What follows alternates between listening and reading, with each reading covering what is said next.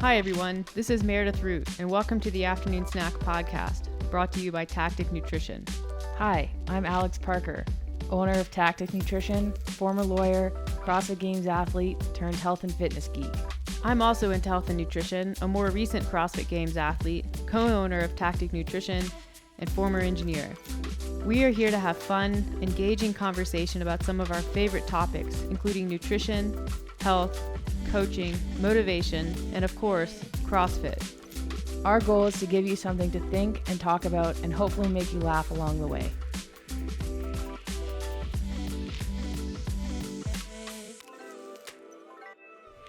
What up, Alex? Not much. You doing okay? Yeah, I needed an hour to recoup. You walked back in. Well, okay. What did you do?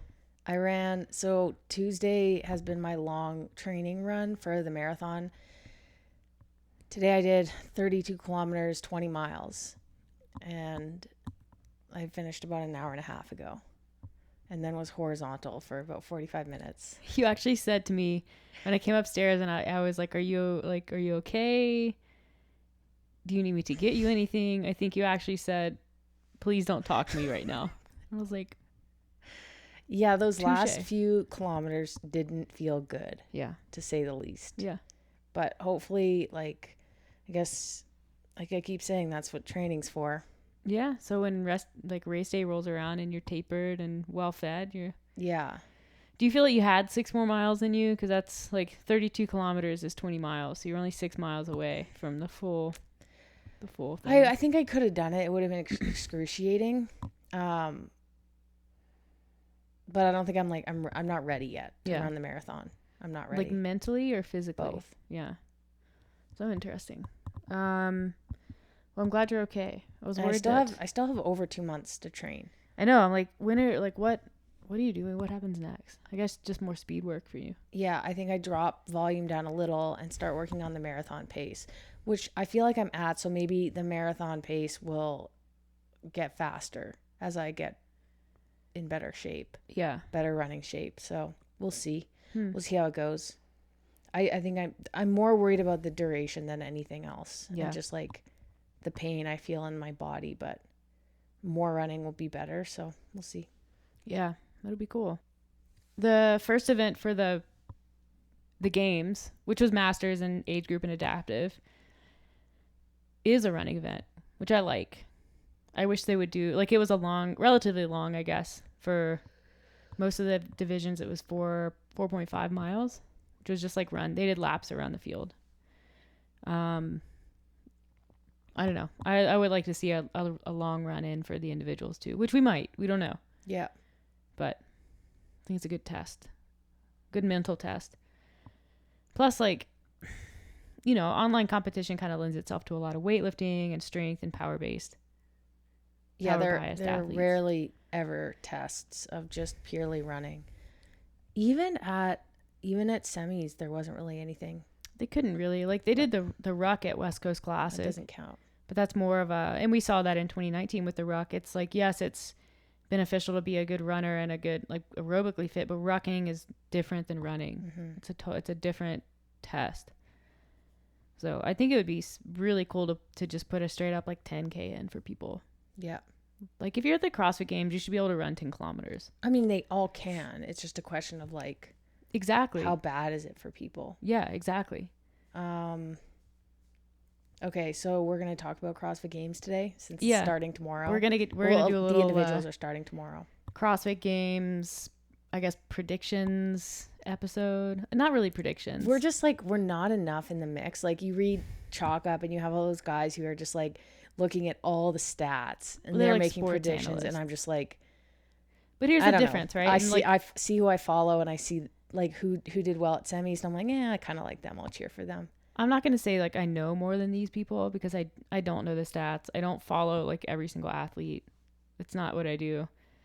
But the advantage that we have is that we have done it. Mm-hmm. And so there's a knowledge that comes from the experience that analysts don't necessarily have. Mm-hmm. So I feel that gives us a different angle. Yeah.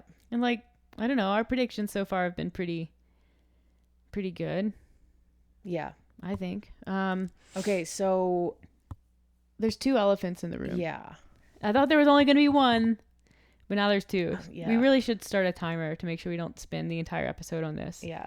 So the two elephants in the room that we should talk about right out of the gate are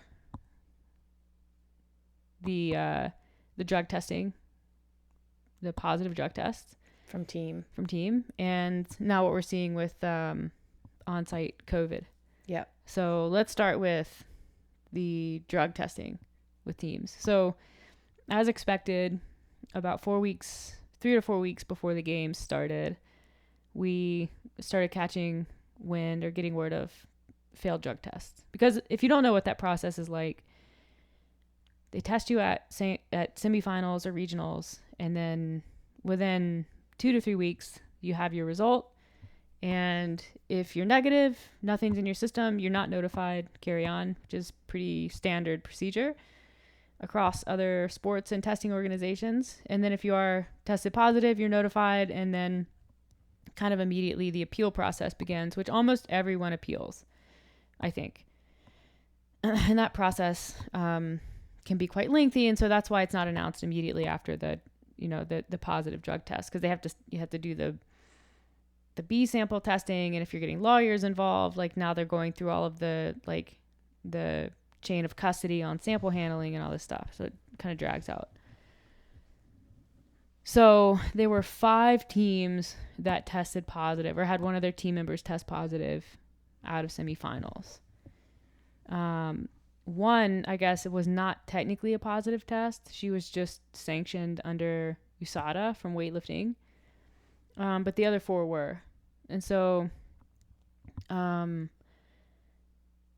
the spot is backfilled to the next team in line. It's standard to backfill for positive drug test. Interestingly, when Meredith qualified for the games, if you're not familiar with the story, she got in because the girl who won, Emily Abbott, at regionals that year, failed her drug test and then lost the appeal. And so when she got the invitation as a backfill, because she was 6th at regionals, they flew somebody out immediately after the invitation to drug test Meredith. They didn't. It was before the invitation. Oh, okay. Well, whatever. Yeah. To make sure she passed a drug test before they invited her to the CrossFit Games. Yeah. So they do take drug testing seriously, at least on an individual level. They used to. I wonder, I don't know if this is the case, if they flew somebody out to drug test those backfill teams. Well, I think it's important to understand how drug testing for teams works. So it's not as cut and dry as individual. So you have a 4-person team.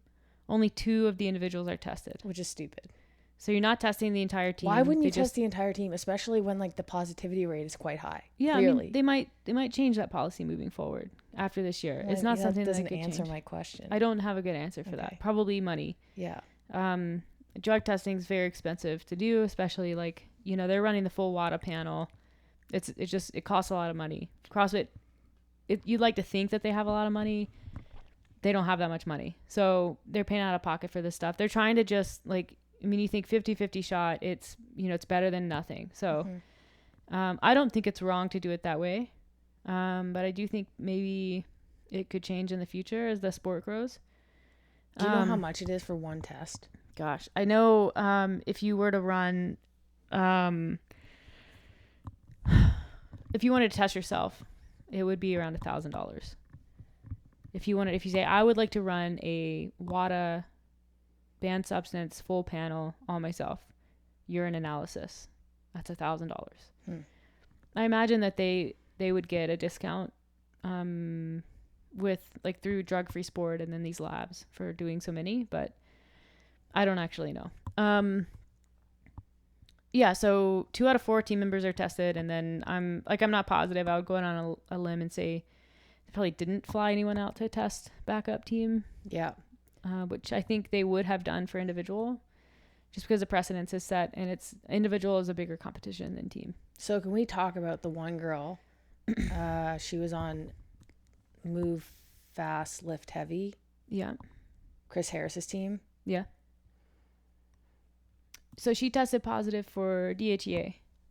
which if you don't know anything about DHEA, it's a naturally occurring hormone in the body. It's a precursor to your sex hormones. So testosterone, estrogen, progesterone. DHEA increases those levels. It's not actually available over the counter in a lot of countries. It's not available over the counter in Canada, and I think most countries in Europe.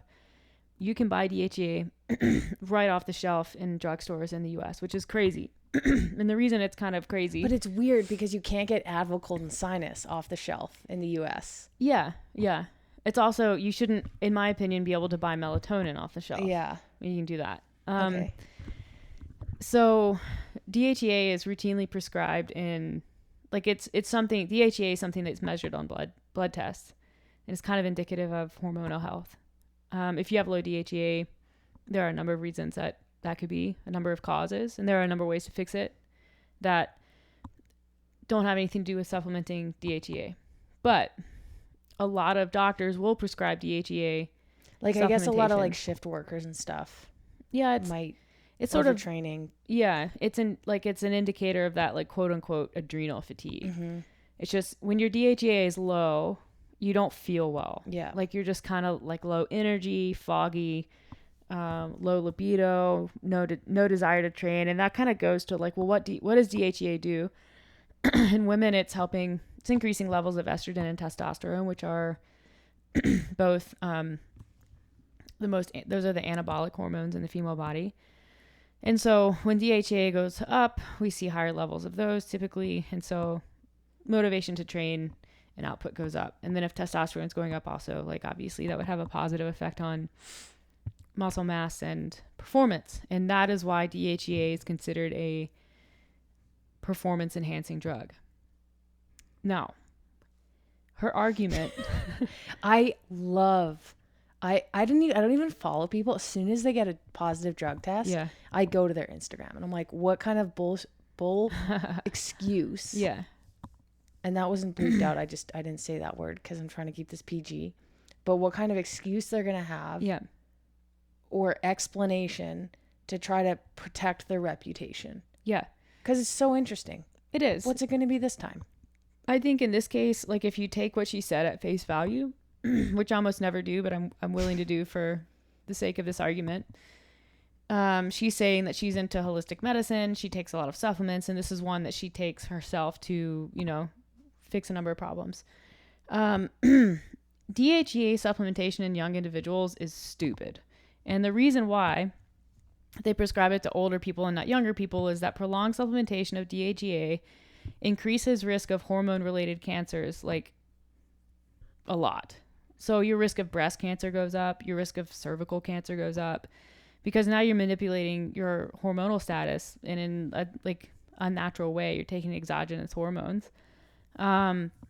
And so, number one, it's really dumb. It's a really dumb supplement to take. From a health standpoint. So it's kind of ironic that someone who says they're really into holistic medicine and health is even taking DHEA to begin with. Yeah. Because, like, if someone who's in holistic medicine and health, like, knows anything at all, that's not the supplement that you take.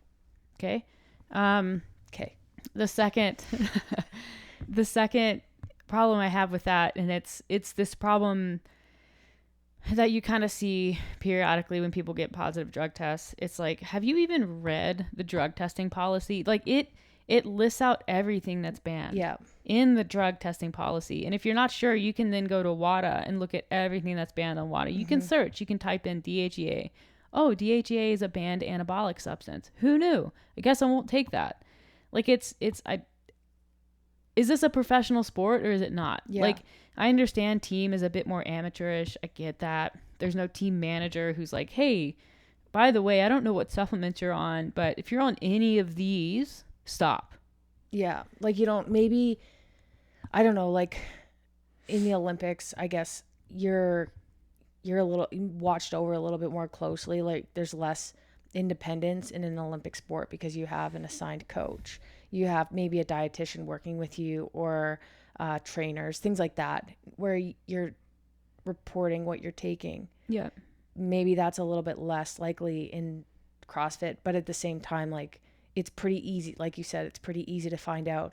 And honestly, like, if you've been in any sport or CrossFit at all, like you should know, like drug tests are a thing and people get positive tests from taking supplements, even like things like protein powder that aren't third party tested. Like why wouldn't you go the extra mile knowing that you're on a pretty dang elite team that is gunning for a game spot?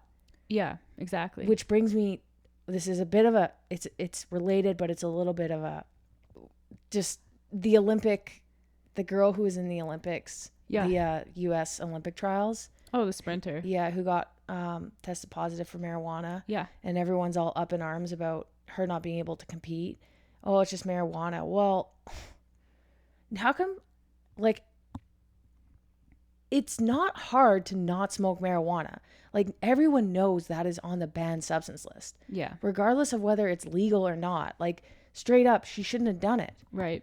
And people are, like, defending her, like, allow her to compete. She broke the rules. Like, yeah. I don't understand how anyone can have an argument against that.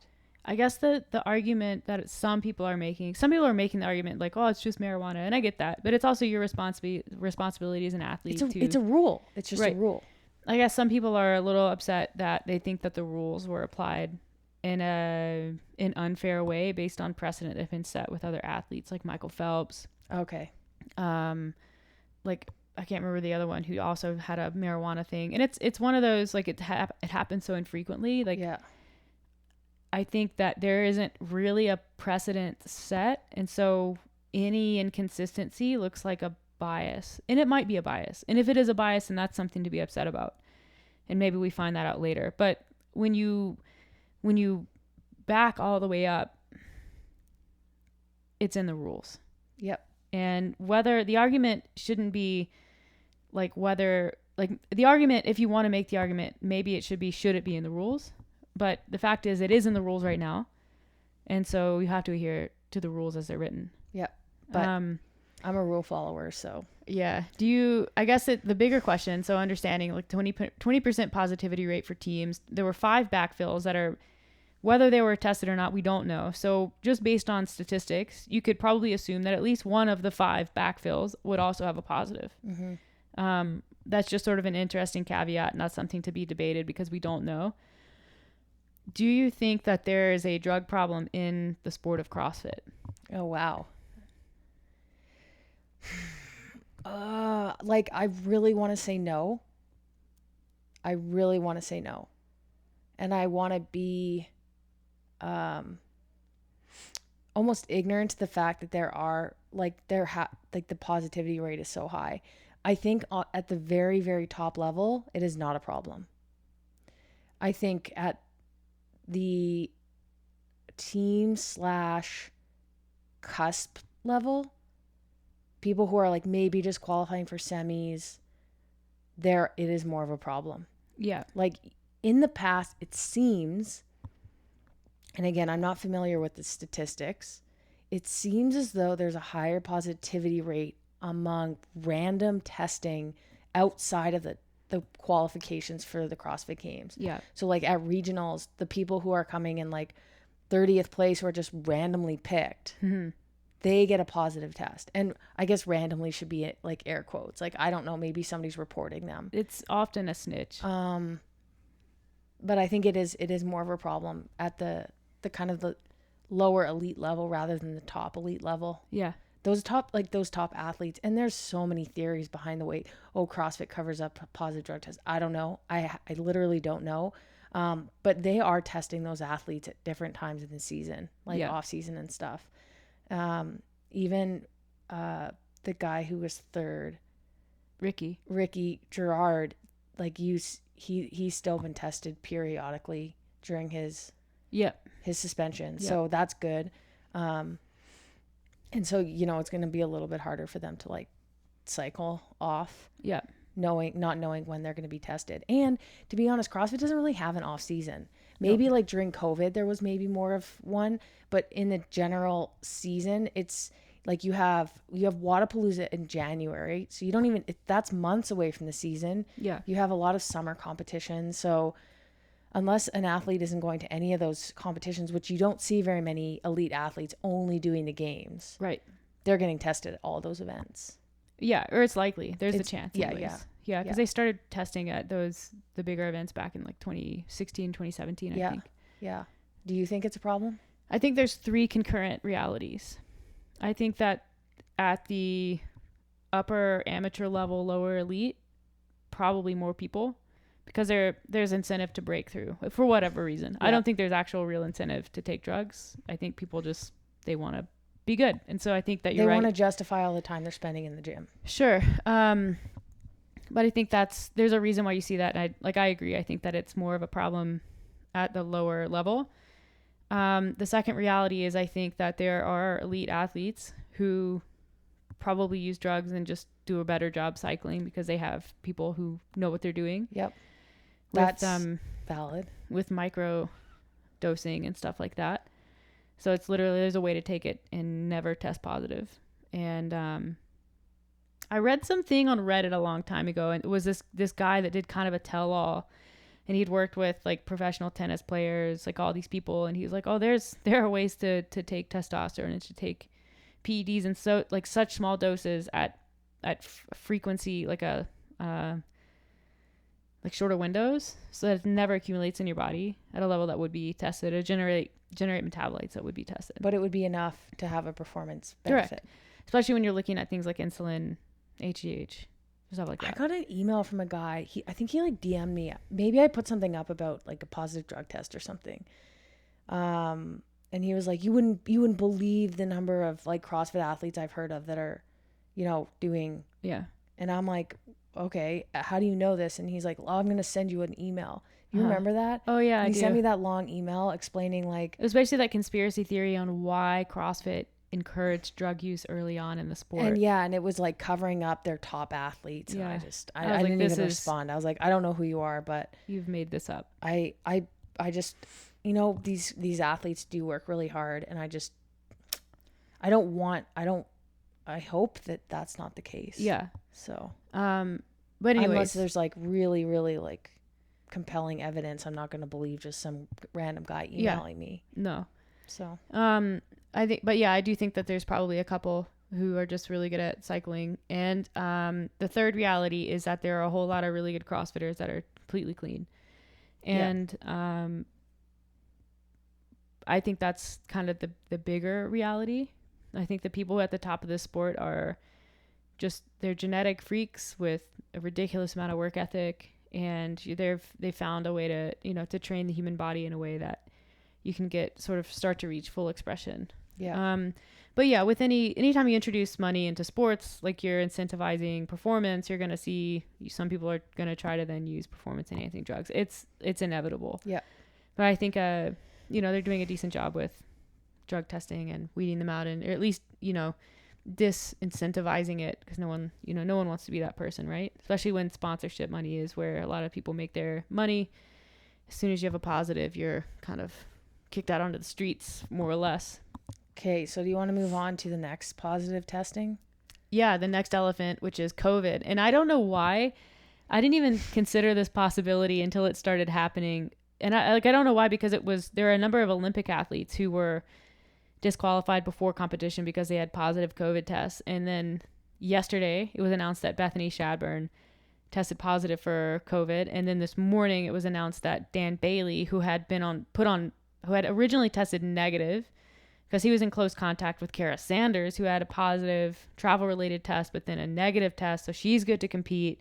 But she was training with Dan. Dan tested positive this morning. So Dan's out for the competition. So then how does that work? Did Dan get it from... Probably before.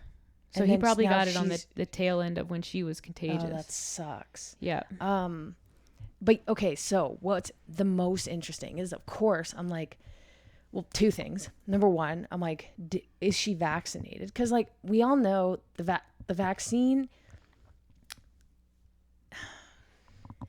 people are still testing positive and getting COVID with the vaccine.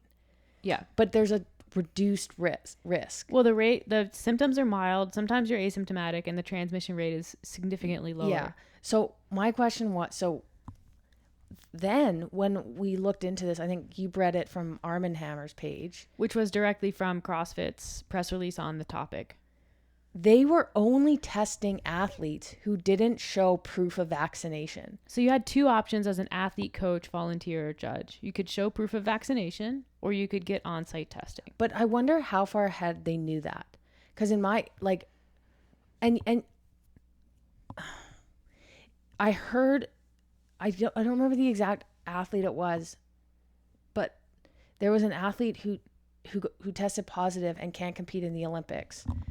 And it was, I don't know if they quoted them or if it was speculation, but they thought they were not vaccinated because they were afraid of the negative impact the vaccination was going to have on their training.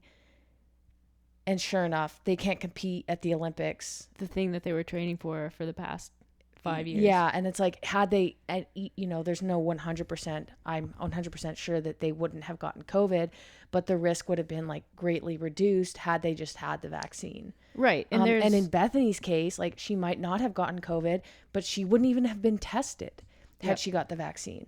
And then her two training partners were still waiting to see, Carrie Pierce and Daniel Brandon, who like are close contacts, and their coach, who, is a close contact with all three of them, are now being tested every day. And they have like special requirements with like segregation and separation and distancing.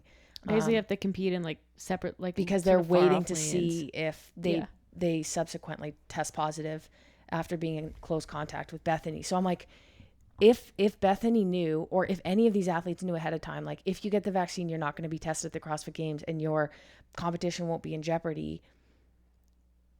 Like, did they know that early enough? I doubt it. Well, I don't know if it matters if they knew it early enough. Like, the fact of the matter is COVID's still spreading. You know that there's going to be a testing protocol because like state governments require that for sporting events and mass gatherings.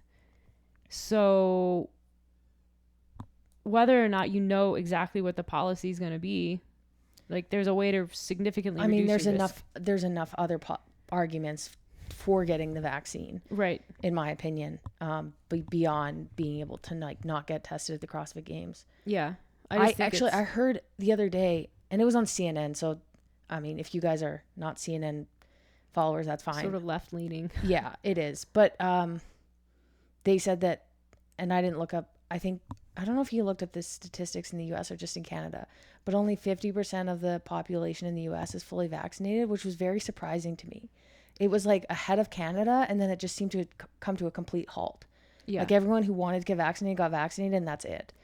And CNN is pretty vocal about it. It's like, these people who aren't getting vaccinated, you're the one to blame for the fact that this Delta variant is spreading and blah, blah, blah. We won't get into that. But I was just surprised that there was that many people who didn't get vaccinated. I'd be curious to know how many CrossFit Games athletes weren't vaccinated. Well, we're going to find out, I think. Oh, we will? No, it's kind of a joke, but like I am worried for if this begins to spread. Oh, yeah. I'm also very curious to know. I lost my train of thought. Like this isn't a vaccine podcast or anything like that, but it's interesting to see I don't fully understand people's decision making process and who influences what. And I get athletes who are very much into the sport probably don't spend a lot of time researching COVID or watching the news or anything like that. So it's easy to develop opinions that maybe aren't well formed. And we have to respect their right to have those opinions, but it's mighty ironic when competition is taken off the table for, all because you didn't want to get a vaccine that might put you out of training for max like a week. No, Meredith. The vaccine doesn't just put you out of training. It completely messes up your cycle. It allows the government to track you. Right. Yeah. Affects your fertility. Yeah. I mean, the negative side effects just go on and on. Have you not heard? Mm-hmm. There's so many. I learned a lot about that stuff when I read through the comments section. Yeah. A lot of people like, let her compete. Explain that. How's that going to work? Maybe she's actually kind of sick. Like, She hasn't It's come out and said possible. anything. People are like, was she even sick? Well, she might be. Like, the Delta variant is making young people quite sick. Yeah. So I hope she's not. I hope she's okay. But everyone's young and healthy. What's the risk? Let your immune system do its job. Like, you know why I get the flu shot every year? I don't want to get the flu. I don't like getting I've had the flu and it sucks. So I don't want the flu any more than I want COVID. End of story. Funny enough, we were listening. So we were on Savon's podcast. So we will listen. If Dave was on it, we listened to his. Danielle Brandon, who's Bethany's training partner, was very anti-COVID, anti-vaccine on his podcast. Yeah. And if you know Savon, he's super anti-COVID, anti-vaccine. He has his theories, which are, you know, if you're fit and healthy, you don't need to worry about COVID. But yeah. So she's, you know, we'll see how that pans out. Yeah.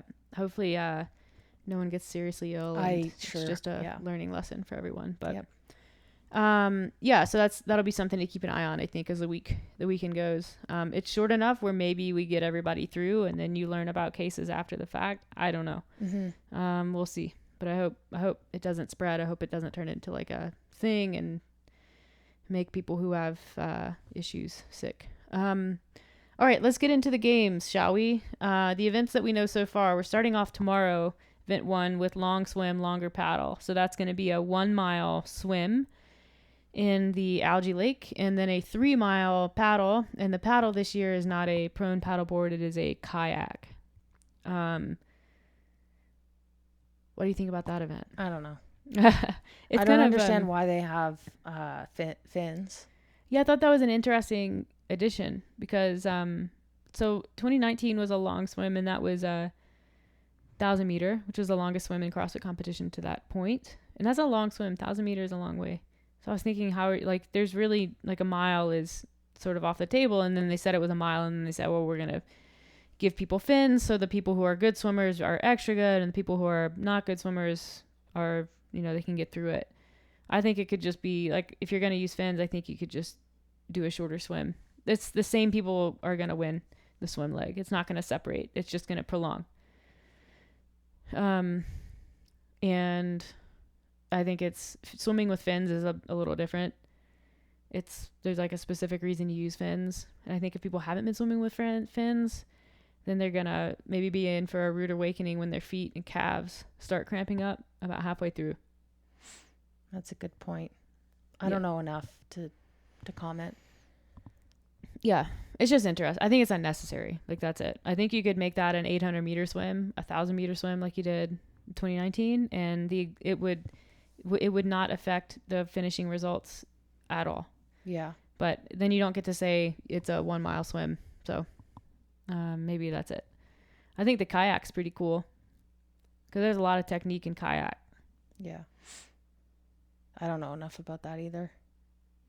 Yeah. At least it's a change from the prone paddleboard. Yeah, at least it's not stand-up paddleboard or something silly like that. Yeah, that was. You remember the one year at Wadapalooza they tried to have stand-up paddleboard? Yeah. And then I was like, you're gonna try to have it in the bay. It was too windy and too bumpy. So then they canned it. Yeah, which was smart. I love the swim events. I always have. So even with the fins, I'm kind of excited to watch it pan out. Swimming's an interesting one. It's such a high skill, like, modality that it kind of goes against the way that CrossFit is programmed, like in a lot of other events, because it's anyone with a swimming background just has a distinct advantage. So you kind of have to pair it with, and they've done a better job with this in the past few years. They pair it with a run or a paddle or something that maybe kind of evens the field. But I think a mile, there's no way to even that field. Yeah. Like if a good swimmer is going to beat, you know, a mediocre swimmer on a mile by 5 to 7 minutes, and that's going to be very hard to catch to make up on a kayak. Mm-hmm. Yeah. So, but like, though, you don't need to win the swim to win the CrossFit Games. Like, there are enough events that if you're a CrossFit Games athlete and you know you're bad at swimming, like, it's easy enough to get better at swimming. Oh, I totally agree. Like, look at Matt Fraser. He did it. And he, like, Rich. Yeah. You work at it and you get good enough that you don't do any damage from the swimming event. Yeah. You're just like middle of the pack. Mm-hmm. Even like middle back is okay. Yep. It's the first event. There are 8 more events before there's even a cut this year. So plenty of events to even that out. The second event, the second one that was announced they haven't announced the details, but it's going to have the pig, which is, if you're not familiar with what the pig is, it's kind of a tire implement, but it's long. It's like a rectangle, kind of cube heavy, and you just flip it down the distance of a field or whatever. Or in Alex's case, you don't flip it down the field even I flipped once. it once. Oh, you got it once? There was an event with the pig in 2015, and in my defense, I was like 128 pounds. Yeah. But I couldn't flip it. I was like, the crowd was really rooting for me.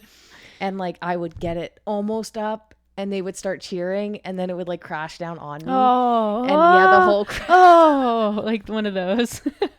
So like, as if I didn't feel bad enough that I was like failing, the whole crowd just like, oh. At least they didn't start giving you like a clap, clap, clap, clap. The only thing was, thankfully I was wearing sunglasses because I did start to tear up because it was embarrassing. But also because like everyone was like doing the event but there was somebody else, Amanda Goodman, also couldn't flip the pig. She's so little. We were like together. She's so short that she couldn't get it up and over. But one of her shoes fell off in one of her attempts. So at least that didn't happen to me. I am like legit worried for Colton Mertens. I think he's going to get squished. He's in trouble. Short. He's like 5'2". That'll be interesting. Yeah. But the pig, I don't think anyone, maybe besides him, none of the girls will have problems with that. No. Everyone's strong enough now. I mean, I think someone will.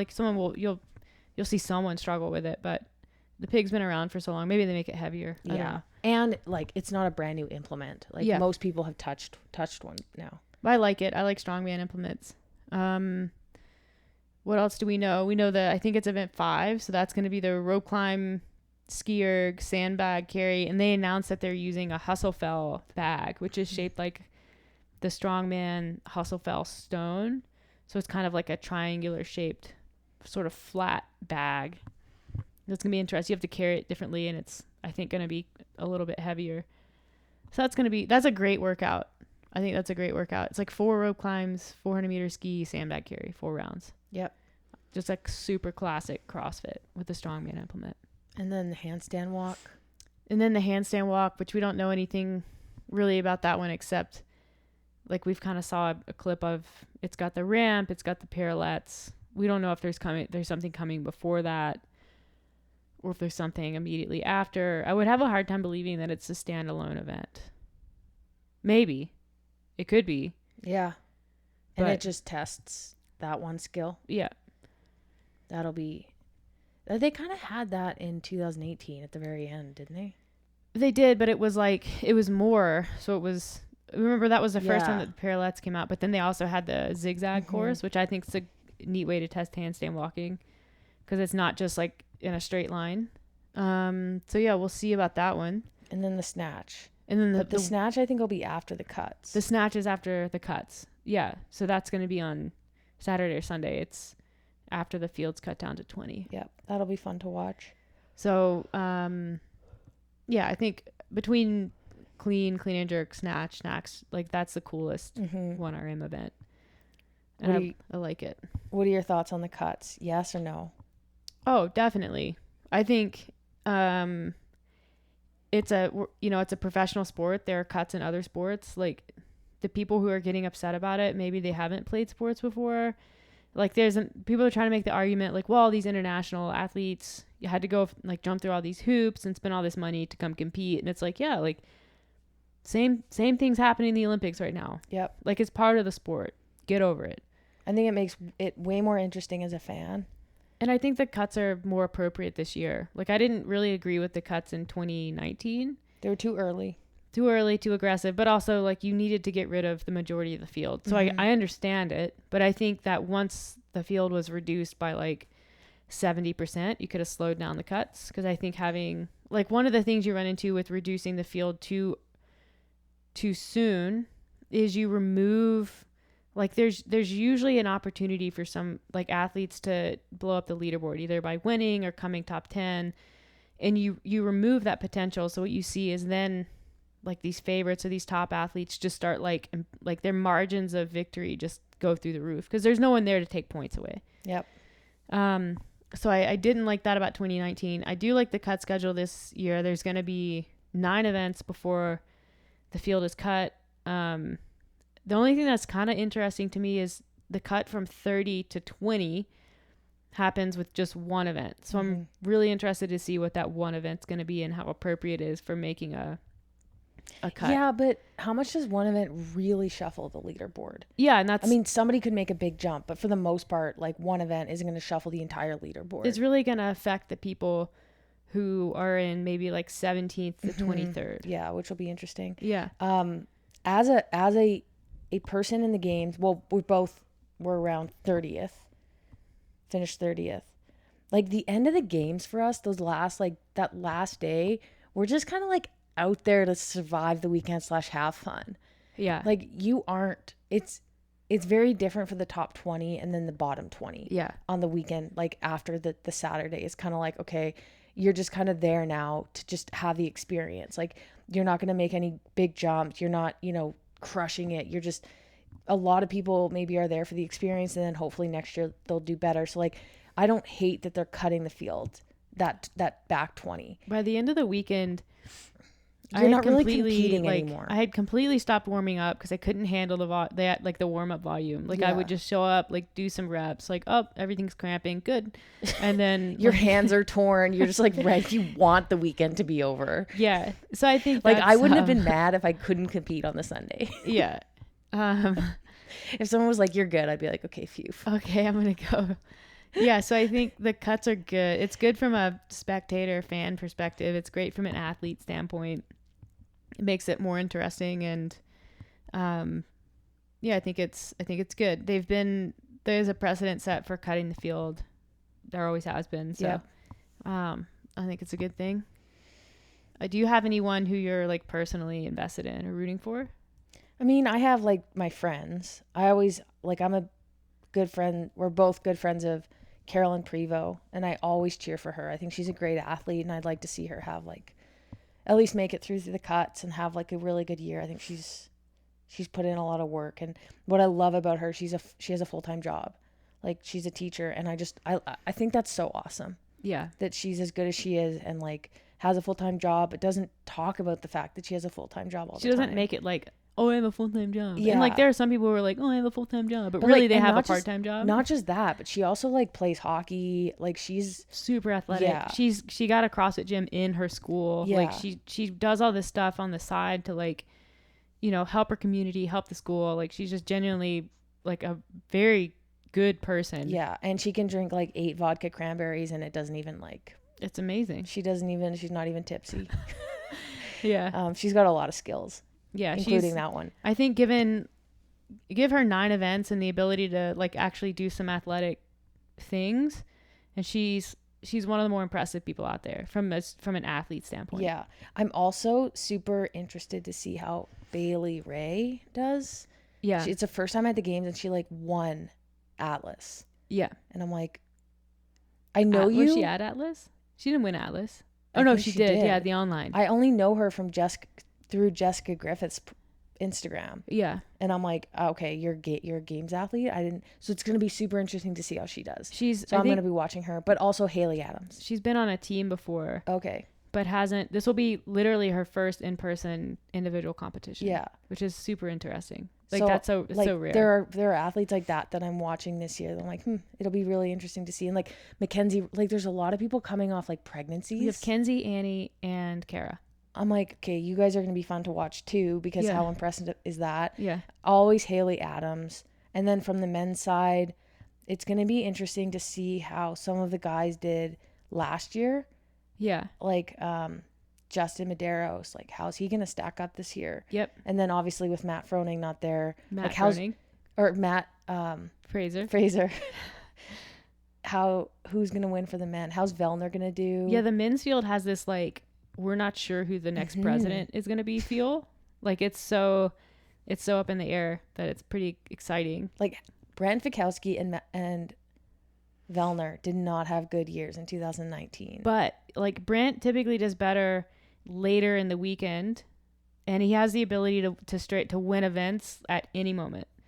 So I think you give Brent more opportunities to compete, and you're just going to see him, like, he's going to hit some home runs.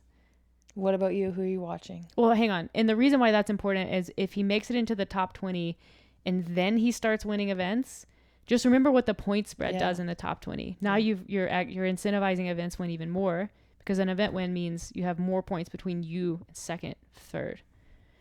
Yeah, personal favorites. Obviously Prevo. Yeah, Kinsey, because I know her from back home and she's just great. I'm so impressed with her. I don't think she was planning on qualifying this year.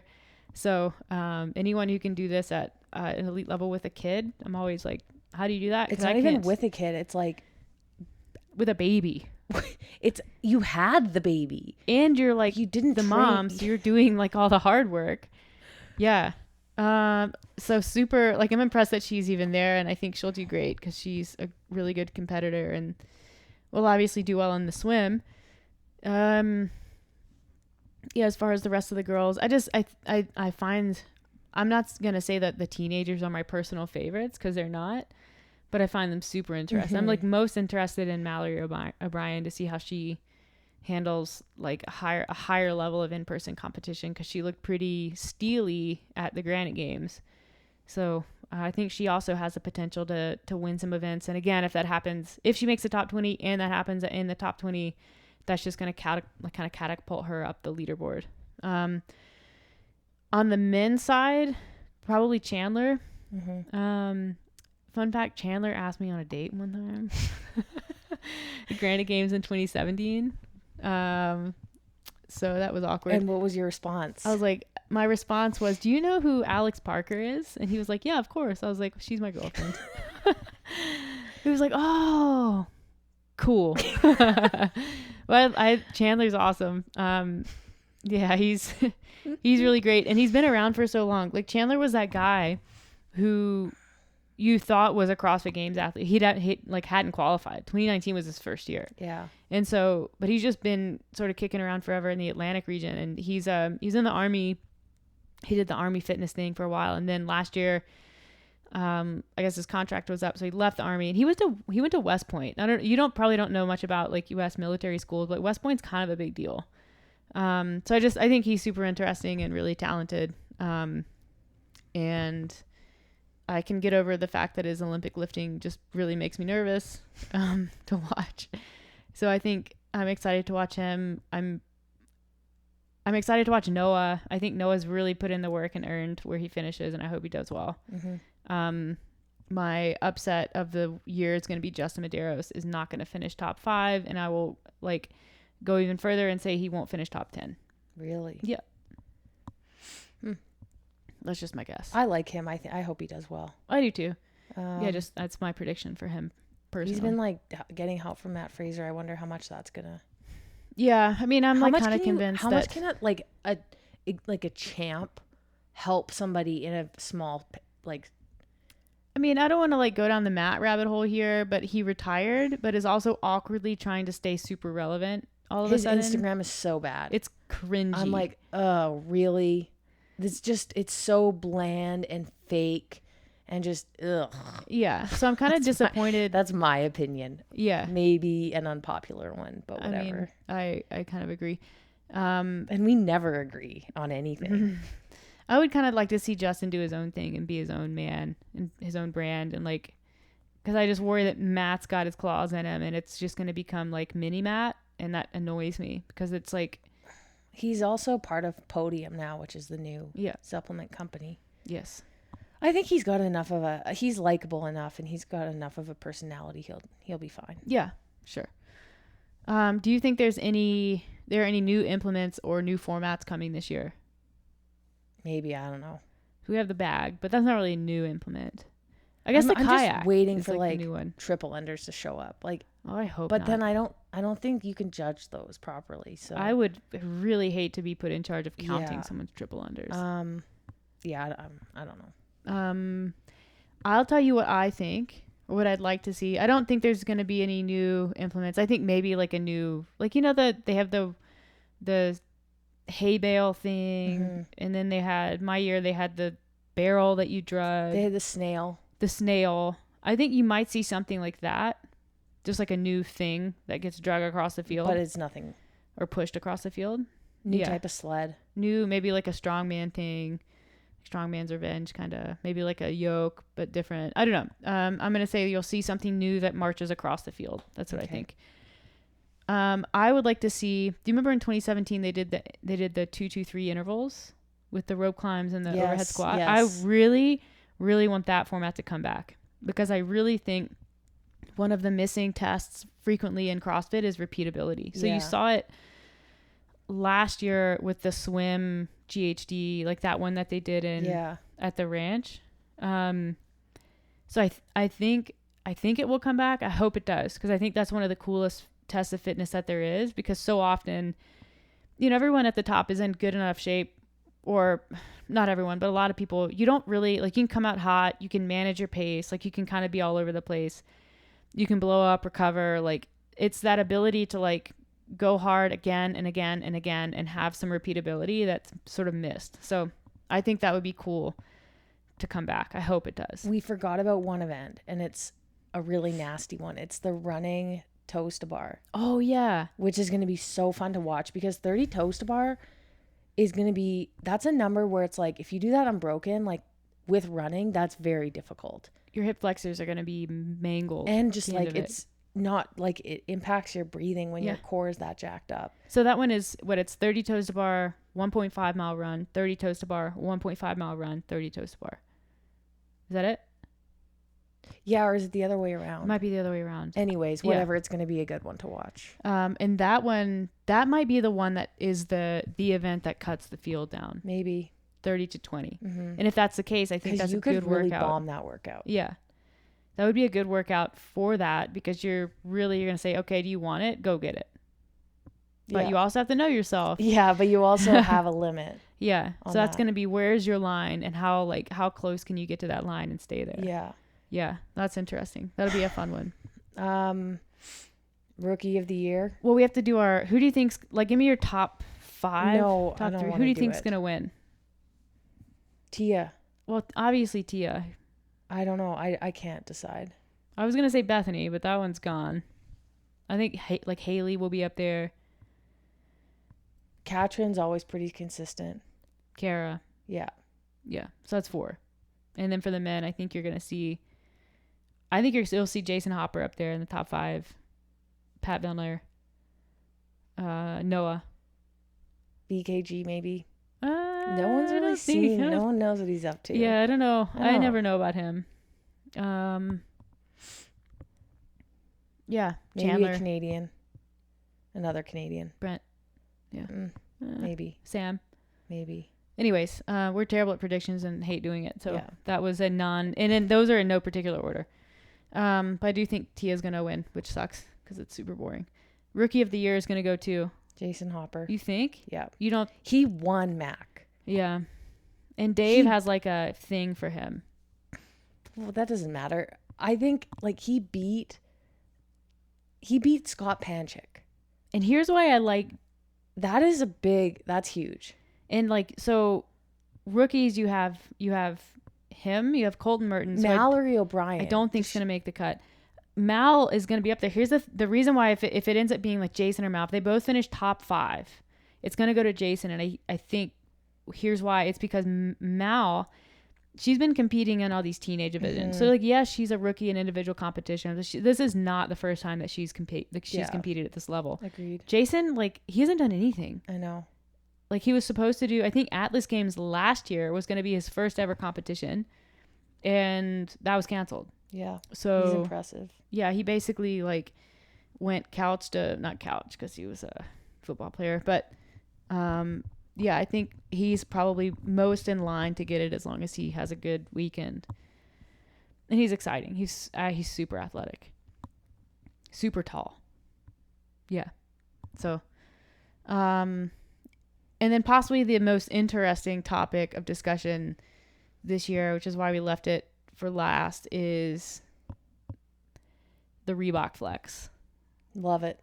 I think it's awesome. So if you're not familiar, Noble, so Reebok's contract ran out last year. they had a 10-year contract with the CrossFit Games. So it was the Reebok CrossFit Games, and Reebok provided the outfits, a lot of prize money, and just kind of like brand representation. This year, it was known that it was no longer going to be Reebok. It might just be the CrossFit Games. They might not take a title sponsor. But then Eric comes in, new owner and CEO. He's a business guy. There's going to be a partnership. And much to my dismay, it's Noble. Noble is a brand that came out of the CrossFit space maybe back in when did they start making those garbage shoes? 2016? 2015? I don't know. Wasn't it Ben Bergeron? Isn't it his? He's involved. Yeah. Yeah. So anyways, it's Noble. And I hate Noble. I've actually never worn or put on anything that they own because I've just heard their shoes are really uncomfortable. They're so I'm awful. Well, why would I buy those when I know I like Reebok? Yeah. I'm just gonna stick with Reebok. Plus, I get Reebok is sending me stuff sometimes. So yeah. What up, Jordan? Yeah. So Reebok for a long time in their contract with the CrossFit Games, it said athletes must wear Reebok and only Reebok, head to toe. So you're only allowed to wear Reebok shoes. In 2019, that changed because that portion of the contract expired. So 2019 is when you saw people wearing Noble, wearing Nike, wearing Innovate, whatever shoe you want to wear it. Totally fine. Mm-hmm.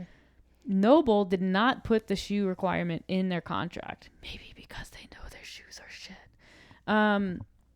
So athletes are, and I think this is because athletes have shoe sponsors and it's kind of a big deal. So you wear whatever shoe that you want. Reebok, genius move, says we're no longer the title sponsor. That's all right. How about we do this? We will add $10,000 per event win if you're wearing Reebok shoe. And $3,000 if you get second. Yeah. And so and you already get money if you win an event. I think it's $3,000, right? It gets 3, 2, 1. Yeah. Yeah. So if you get second, you get $2,000. If you get third, you get $1,000. Yeah. For each and every individual event. So if you win an event wearing Reeboks, you get $3,000 from CrossFit and $10,000 from Reebok. Mm-hmm. It increases the individual prize purse by between $330,000 and $350,000, mm-hmm. plus masters and teens and whatever they're doing for team. It's awesome. And the reason why I like it, it's great for, number one, great for the athletes. And I think that's the most important thing, is it provides incentive. It says hey, we know that it's expensive to do this sport and to travel and to pay for food, to pay for accommodations. All you have to do, and to do CrossFit because you don't have a job. Yeah. But win one event and your travel is covered. There, it's done. All you have to do is wear Reebok. If you win 5 events, a lot of these athletes, their entire income, granted they do have sponsors, but I just don't think there are big enough sponsors. Not for most people. For most people, their yearly income comes from the CrossFit Games. Yeah, through little piddly $1,000 a month sponsorships, through prize money. But most of it's CrossFit Games. Reebok, because that's really the biggest. Yeah, it basically it allows people who win multiple events, now you're making a legitimate salary from the CrossFit Games. Yeah, $50,000 to $60,000. That's a lot of people live on that. So, I think it's great from that perspective first, and then I just think it's an epic flex. I think it's gonna make it exciting because you're gonna be looking at shoes and oh dang, that person just won $10,000 because they're wearing Reebok. Yeah. On the flip side, people were messaging me and they're so people with Noble contracts, it would be it would be an issue if they wore Reeboks. Yeah, of course, but the same time, Noble is probably okay, Tia, we'll just give you this much money if we're not already giving you more money than Reebok would ever give you. Yeah, and so Kara Sanders signed a contract with Innovate this week. Yeah, and you can bet that the prize money was part of the negotiation for her contract. Yeah, so I don't think these athletes who are winning events and wearing non-Reebok shoes are necessarily I'm losing out. Maybe it's pretty unlikely because really the only others, it's Nike and Noble. Yeah. And Nike's probably going to help out their athletes if they're not already.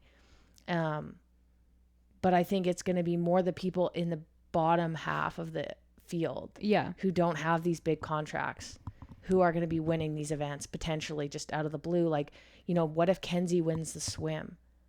Well, I Oh, don't think wait. Reebok makes the fins. Can you put a Reebok sticker on your fins? Excellent. I was actually gonna like make that joke, and then you just made it so much better by saying it. It was a joke. Do you think? I was joking. What if you put on a pair of Reeboks like at the transition before you get in the kayak? What if you don't wear the fins and you wear sneakers instead? I like it. I'm so glad you said What that. if you wore the shoes on your hands? Hand shoes? Yeah, I'm an idiot. God. Yeah, but I get to your point. Like, let's use a different event. What if Kinsey What wins? if you tattooed the Reebok on symbol on your forehead? On your forehead. Or, no, that still wouldn't work. I was like, if you would paint what looked like Reebok shoes onto your feet, but that wouldn't work because you're wearing fins. Yeah, but you finish in the kayak where you might be barefoot. Yeah. But yeah, like, to my point, there might be an athlete in the back of the pack, like Prevo. She could win a sprint event because she's fast. Yeah. Wearing Reeboks, 10 grand for her. Like, that's pretty sweet. Yeah. Because I don't think she has a big sponsorship. No, I think it's great. I think it's like, they're out with it. It's like, this is what we're doing. I think you might have Nike being like, all right, Jason Hopper, who we just signed, like, we're going to give you, if you win an event, we'll give you 10 grand kind of thing. Like, totally. But it's under the table. Yeah. Like, it's not public, and like, they don't have to be. That could just be in the contract. But like, Reebok's just putting it out there for anyone. They've always been.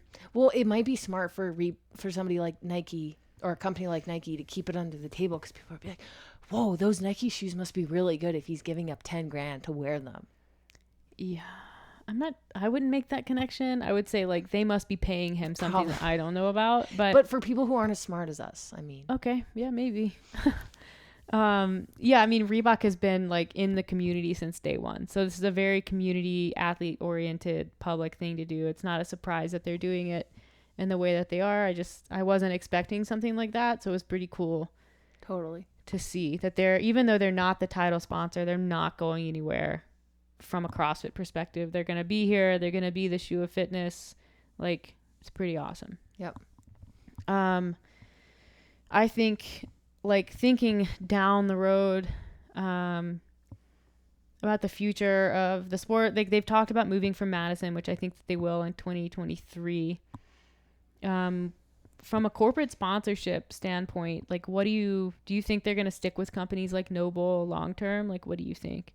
I think they have to get a bigger sponsorships in order to help make the sport more legitimate, like more professional, give the athletes like better options in terms of prize money. I think they have Dodge Ram now. Dodge Ram is involved, and that's like the first time that they've had a company like outside of the typical. Well, they've actually had Mercedes in the past. Oh, I wasn't familiar with that. They've gotten involved in the past. Volkswagen has kind of like dipped their toe in the water, but like I think that like whatever was potentially going to happen with Mercedes, Greg blew it up. Yeah, so I don't know what the deal is with Dodge Ram, but that's a thing now. But I think you're right. I think they need to have somebody bigger involved, and not just like these small companies that grew out of CrossFit. Like even RX Smart Gear, it's like that's a pretty big company, but it's still so small in the grand scheme of things. Yeah, like if you want this even sport Rogue, like it's a big company, but it's not Visa or Mercedes, Capital One. Yeah, I think if you want the sport to start to transcend like beyond the CrossFit community, which I think is important that it does that, you got to get bigger corporate involvement. And maybe you start to see that with events like Wodapalooza. Like maybe you start to see those levels of corporate commitment like on smaller events first, and then maybe eventually I still have this thing. I think that the best corporate sponsor for the CrossFit Games would be Red Bull. Yeah. But I think that ship has sailed. Yeah, I think that I think that was explored. And I think that Greg was not a huge fan of having what he believed to be a soda company sponsor the CrossFit Games. But like, it's too bad because what Red Bull does really well is they bring publicity. They have a massive marketing team. They bring brand awareness, and they're really effing good at running events. What's so weird to me is there aren't that many athletes who have these big followings who don't have sponsorships outside of CrossFit. So you remember Camille had Red Bull? Yeah. And then do you remember when you brought this up the other day? Brooke had like She had, Tide Pods. She had like a laundry detergent. And so Brooke, bless her, she posted, this was like back in 2017 maybe, she posted an Instagram post of her like standing with this laundry detergent talking about like, you know, whatever laundry detergent things, and people in the comments were like, come on. Like, but like, come on, like she's trying to make a living I here. understand completely. Yeah. Also, but and then Vellner has Gillette. But like you don't see anything beyond the initial like announcement. So maybe they just use his likeness on their marketing because like he's a jacked guy and like he might be well known. But he's hairy. Yeah. He's manly. There's a lot to shave. And he's got red hair, so he's unique. Yeah. But yeah. So I think it maybe I'm surprised that there hasn't been more of that. Like you look in Olympic sports, at least with skiing, because I'm more familiar with the people who are doing that at the high level. They have a ton of corporate sponsorships. Yeah. Like small, like Calgary based or wherever they're from. They reach out into the corporate world beyond like Atomic or Rosignol because you can only get so much out of those smaller companies. Yeah. But there's an easy way to represent them, and you just put, it goes onto your like your ski suit or whatever. Like whatever the goes like on Nature Valley, like those brands are involved. Yeah. It's just so odd that hasn't happened yet in CrossFit. But I think I think it is because every single person who's represented in CrossFit is represented by like two people. Yeah, so they all have the two same agents. It's like, oh, you're sponsored by Yeti now. Congratulations, you and everybody else that's in, you know, Matt O'Keefe's little like circle of people. But remember, like Noble and Reebok before Noble, like you can't put other companies on your uniform, and that's the way that companies are represented in other sports. Is like, you know, you wear a patch that says like Nature Valley, or you wear a patch that says Toyota, or like whatever. Like think about golf, right? But since everyone's required to wear the same uniforms, which by the way, now that we're on the topic of uniforms, I think the Noble ones are awful. Okay, I think they're fine. They look like ratty gym clothes. Okay. I mean, they're kind of, I guess like the grungy warehouse thing is kind of in, but like I admit, like Reebok always had like the colors, and it was always like, you know, what are the Reebok colors? Different. But they're trying to do it different. They could just use different colors, more muted. Remember, like go with army greens and maroon. Noble's pride was gold and black? They're trying to be different. That's stupid. Anyways, I miss the colors. I thought the colors really made the games pop and like be visually very exciting. But what my point is like these people on Instagram have like a lot of them have like 300,000 followers, which isn't nothing. Yeah. They can promote on Instagram. Yeah. It doesn't, and like the games is just one event. Yeah. These people they're going to competitions all over the place wearing whatever they want. Yeah. Maybe like next year. Yeah. We'll see. Anyway. We got a lot in on that podcast. Yeah, this is a good one. Still excited to watch. I think despite the crappy uniforms and Noble involvement, it's going to be really exciting. So tell us how you really think about Noble. I mean, I am. Yeah. I was laying it out there. It's fine. Like talk about a glow up story. Like they really have done a lot in the past, like 4 years. I love how you just looked at your watch. Oh, it buzzed. Oh, okay. I thought you were looking at and what year is it? No, I'm not that old. It's I guess impressive from like a business standpoint. I don't know what their like financials look like, but I think it's impressive.